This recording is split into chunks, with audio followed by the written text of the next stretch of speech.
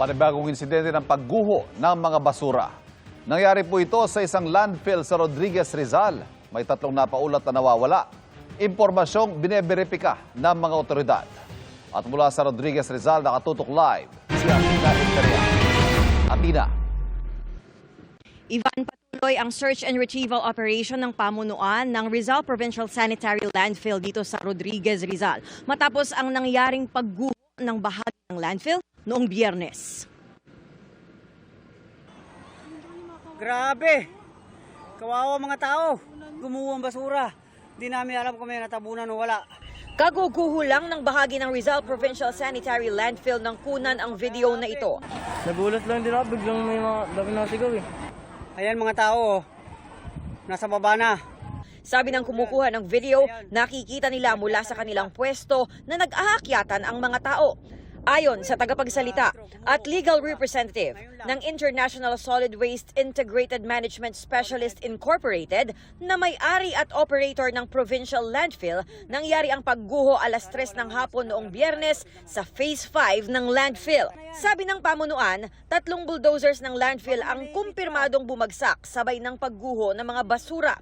Nakuha na raw ang mga ito at ngayon kinukumpuni. Nagtamo ng minor injuries ang mga operator nito. Wala pa rin silang impormasyon kung may mga nawawala. Sabi ng pulisya, hindi pa ho natin ma-confirm dahil wala pa ho tayong pangalan at the same time wala pa ho tayong official report na ibibigay considering na wala pa rin pong maibigay na report ang ating ang management po. Sila po magko-confirm kung talaga may nangyari hong may mga biktima ho talaga na sumama ron sa natapunan ng basura. Wala pa pong confirmation sir sa site po kasi mahirap lang pong magbigay ng numero ngayon kasi po baka sakali lumabas po sa aming investigasyon iba naman po ang numero na lumabas. Dahil po dun sa bigat po ng aming bulldozer medyo gumuho po ang mga siksik na basura. kasalukuyang nagsasagawa ang kumpanya ng search and retrieval operations.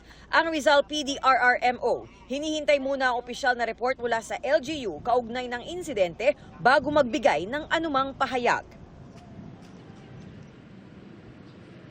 Ivan, update mula sa MDRRMC, mga mangangalakal yung mga sinasabing nawawala dito sa landfill. Patuloy naman ang pagpasok at paglabas ng mga truck ng basura, so patuloy ang operasyon nitong provincial landfill sa kabila ng pagguho noong Biyernes. Ivan?